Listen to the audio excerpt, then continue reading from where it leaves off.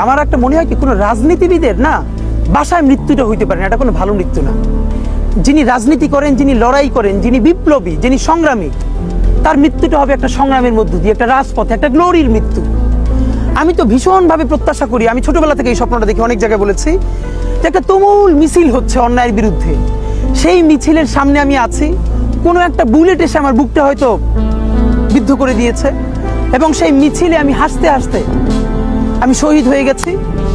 এবং সবাই যখন মৃত্যুটাকে ভীষণ ভয় পায়, আমি তখন হাসতে হাসতে আল্লাহর কাছে ভীষণ সন্তুষ্টি নিয়ে পৌঁছাতে চাই যে আমি একটা ন্যূনতম ওই জীবনটা লিড করতে পারলাম, যে আমি একটা ইনসাফের হাসি নিয়ে আমি আমার আল্লাহর কাছে পৌঁছাতে চাই।